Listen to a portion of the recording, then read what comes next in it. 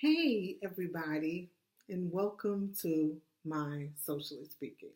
Of course, you know I'm your girl, Sunny Day, the author of Social Work Drama. Good to see you today, and let's just get right to it. Today, I know you all have already heard that Kim K is studying to be an attorney. Mm-hmm. Yep, I saw uh,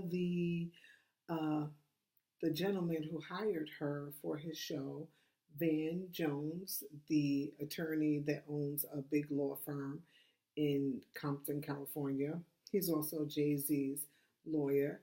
He has her working as well, I wouldn't call her an intern, but she's studying for her law degree.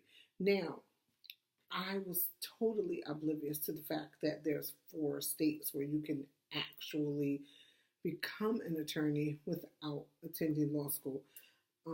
California is one of them.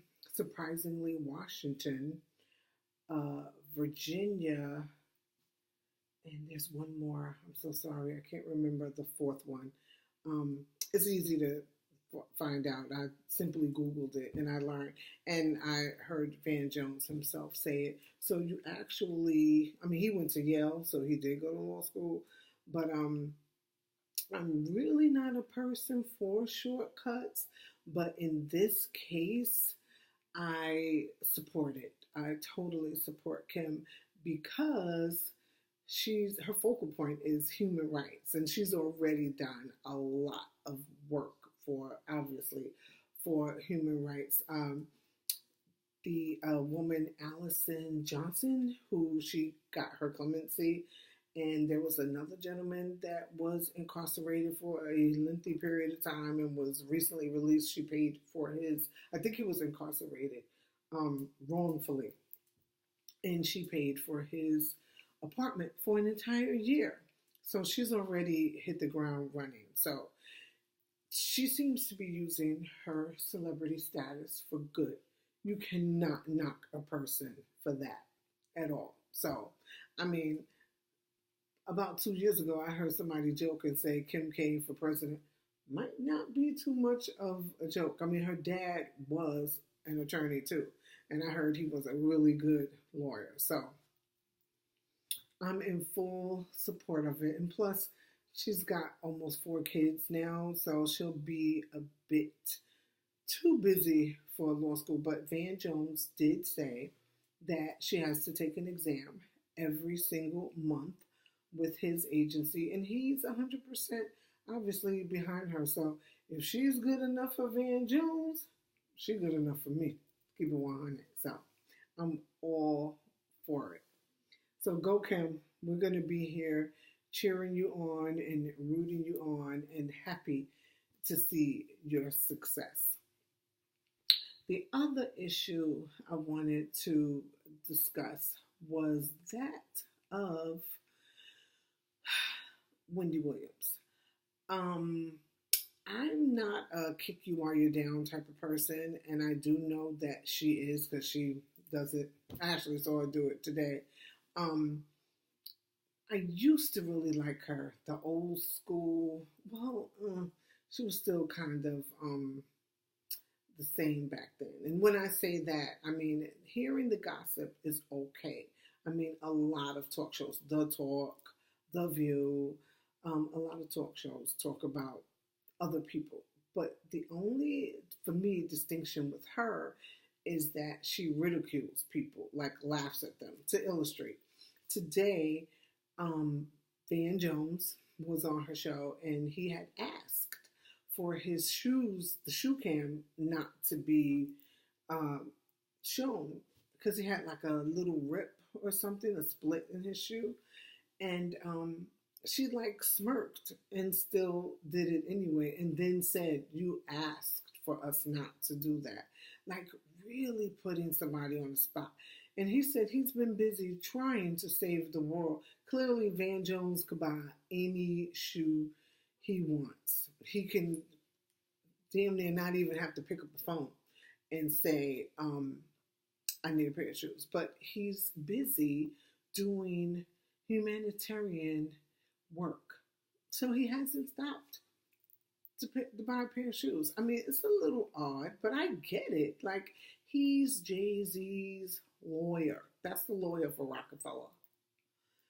And he's got his own firm. So he's like really busy. And goes to show that service to the public and his work is more important because he can clearly buy as much as he likes. So anyhow, I just don't like the fact that she put him on blast like that. And she always does. And since her recent situation with her husband, I really haven't seen, well, I don't search for it or tune into it, but I haven't seen a lot of people ridicule her for her circumstance, make fun of her. And I appreciate that and respect that, and I'm happy that people aren't making fun of her the way that she does to other people. And clearly that's a very, very hurtful situation and very difficult to move through, but she seems to be moving through it reasonably well. But I just don't like the kick somebody while they're down, like laugh at other people style that she has. So I've been watching her. I've been observing her to see if she's gotten any humility out of what, or at least trying to practice some humility out of her recent public experience. And I just saw it like a little bit probably once. And it goes to show what I always say. People don't change. A behavior can change. If you smoke a lot of cigarettes, you can change that behavior and don't smoke any cigarettes.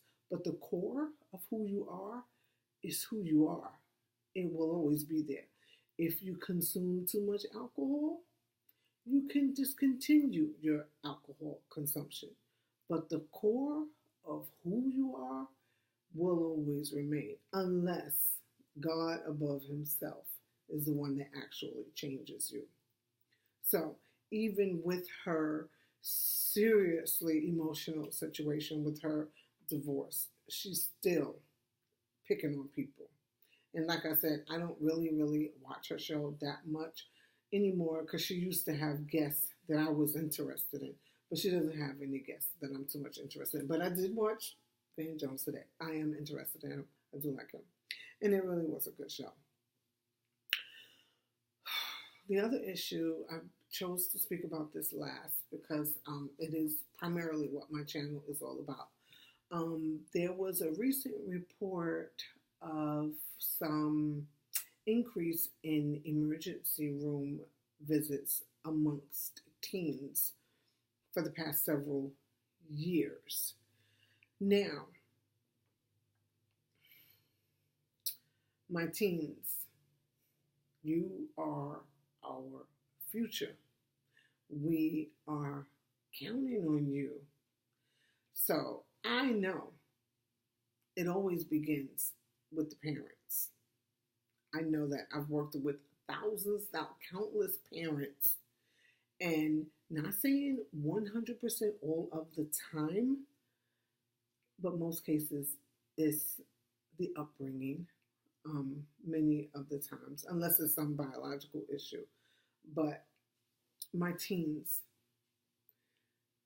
if there's anything that you're lacking, any type of emotional support, physical support, whatever kind of support you're lacking, you're going to have to seek it out in a healthy way. So if you're in high school, for example, there are social workers in most high schools, state to state. You're going to have to solicit help from a social worker, from a teacher, from a guidance counselor, if you are not receiving that type of specific help from home. Because what you don't need to do is endure whatever it is you're enduring alone.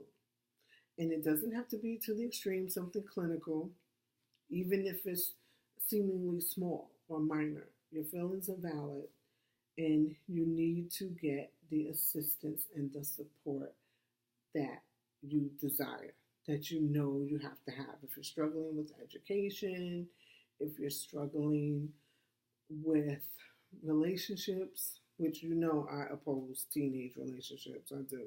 I was talking to this lady yesterday, and she was like, "Oh, my daughter is dating." And then she said her daughter was 15. That's too young. You have your whole life. Too young. Um, but speak up. Speak up. Don't allow your circumstances or your environment or negative influence from anyone else deter you from getting the support you need. And you're also, this is a day and age and time where wrong is right and right is wrong. People actually think that way, especially young people, older people too.